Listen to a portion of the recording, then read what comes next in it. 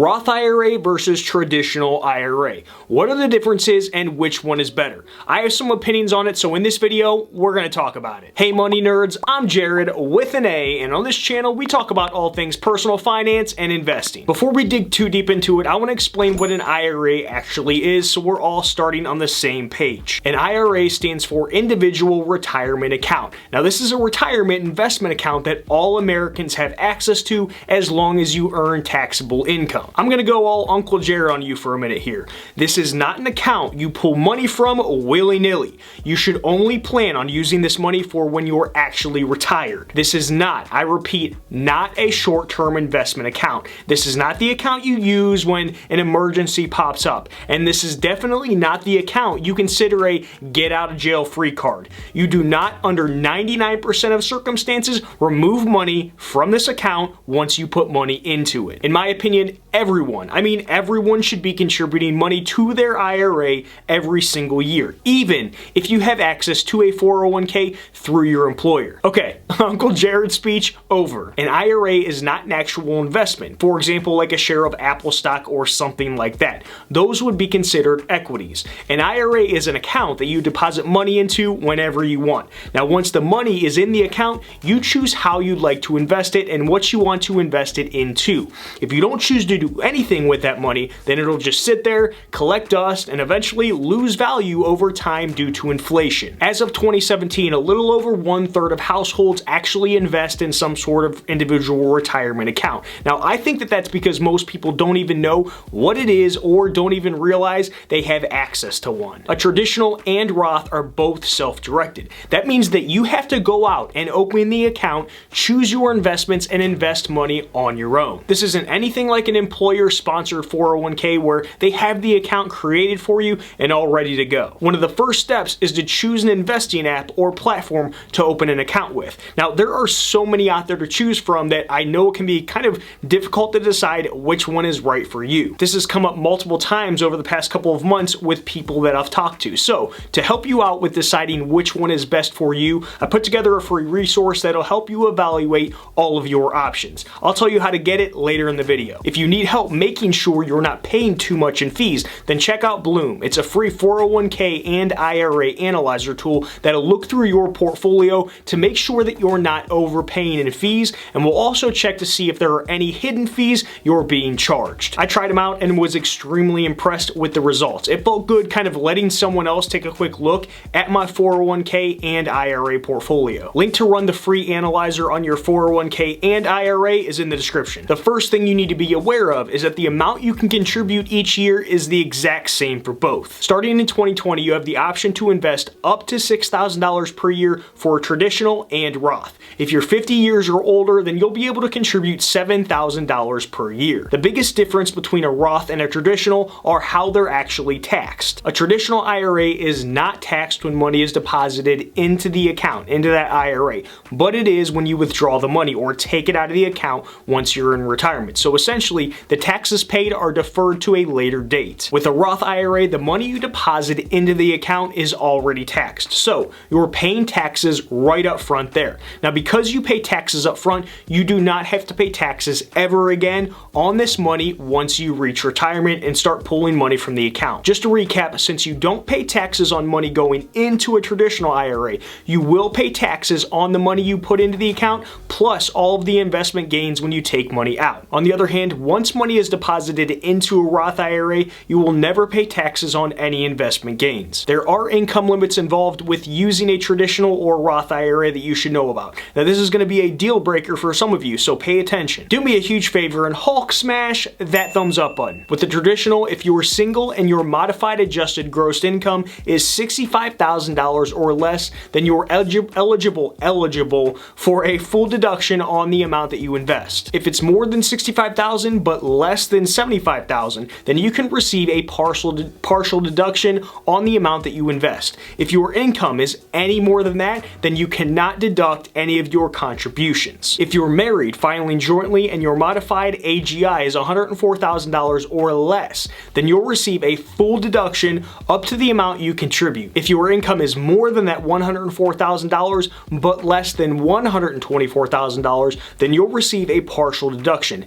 And if If you make $124,000 or more, then you don't get any deduction at all. Technically, you can contribute to a traditional with any income, but depending on how much you make, you might not be able to receive a tax deduction from your contributions. Now let's talk income limits for the Roth IRA. If you're single and make less than $124,000, then you can contribute up to the limit, which is $6,000 per year if you're under 50, or $7,000 if you're 50 or older. If you make $124K to $138,999, then you can contribute a reduced amount. Now, on the other hand, if you make $139,000 or more, then you cannot contribute anything to a Roth IRA. Now, for all of my lovebirds out there, if you're married, filing jointly, and you make less than $196,000, then you can contribute up to the $6,000 limit. If you have an income between $196K and $205,999,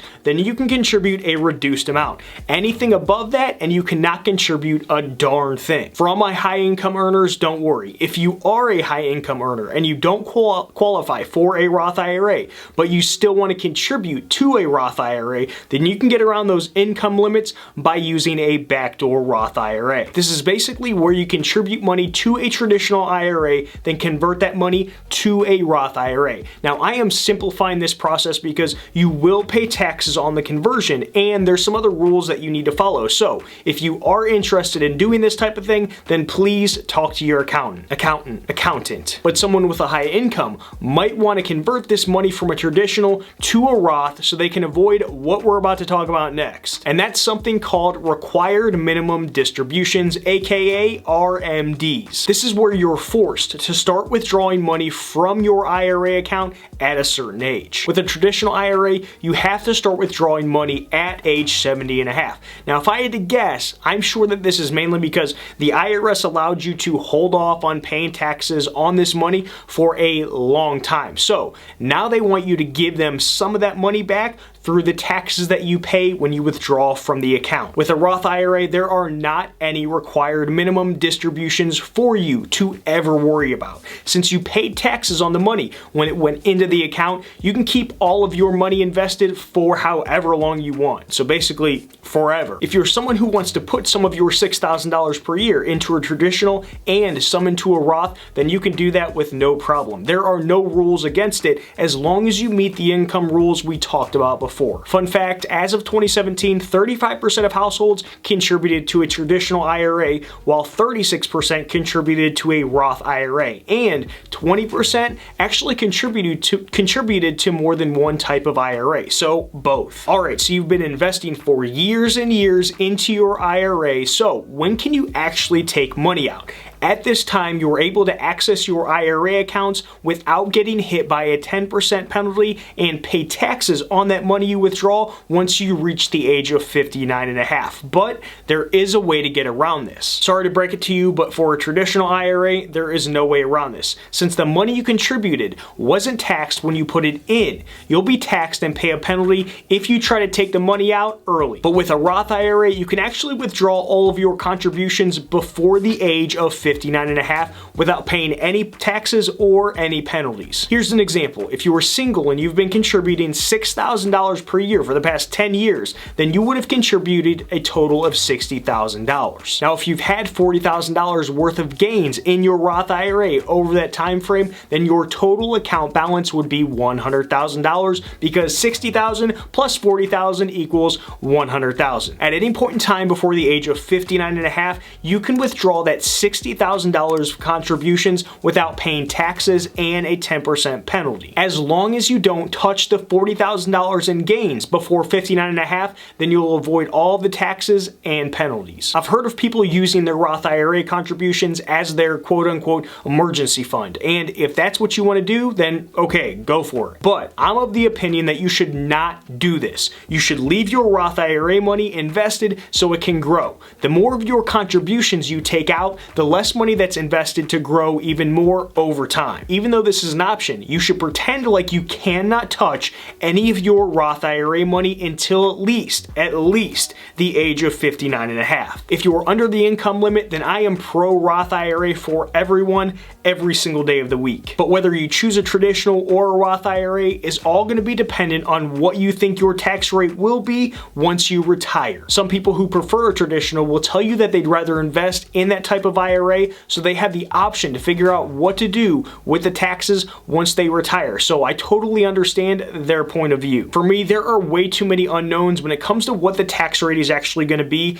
in the future. In my opinion, I think that taxes are only going to increase as time goes on. Plus, I want to choose when I start withdrawing from my IRA account as opposed to having to pull money from the account based on RMDs. I'd rather pay the taxes now and not worry about it later. If you are still not sure what to do, then go talk to your accountant to potentially figure out some different strategies that you can use to reduce your taxes based on your personal situation. Once again, none of this is investment advice. Please talk to a professional and do your own research. Going back to what I said at the beginning of the video, to help you evaluate where to open a traditional or Roth IRA, I put together a free investing app and platform guide just for you. In this guide, I list off all of the major platforms out there and kind of do an individual review for each of them. For each platform, I go through the pros, cons, key features, who I think it's best for, and a ton of other things. This is a clear, concise guide to help you make a more informed decision for yourself. Link to pick up the free guide is in the description of this video. Next, I want you to watch these Roth IRA videos to your left. Make sure to check out the links in the description of this video for more playlists and resources